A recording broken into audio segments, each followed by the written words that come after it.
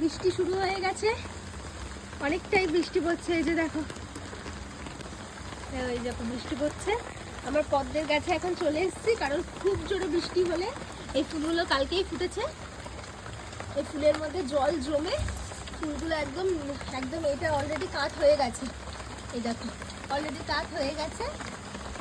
এটা যদি এখন ঢেকে না দিই তাহলে পুরো জল জমে আরো ভারী হয়ে গিয়ে পুরো ফুলটা ভেঙে যাবে।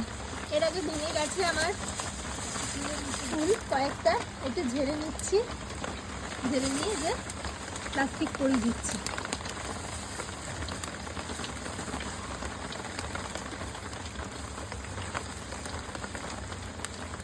যাতে ফুলের মধ্যে কম জলটা লাগে।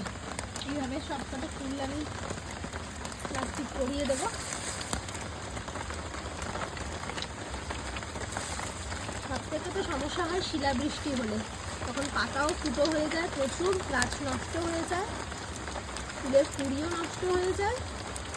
কিন্তু শিলাবৃষ্টি নয়, এখন নর্মাল বৃষ্টি হচ্ছে। এভাবে আমি ফুলগুলোকে ঢেকে রাখছি। এই যে দেখো জলে পুরো ভরে গেছে।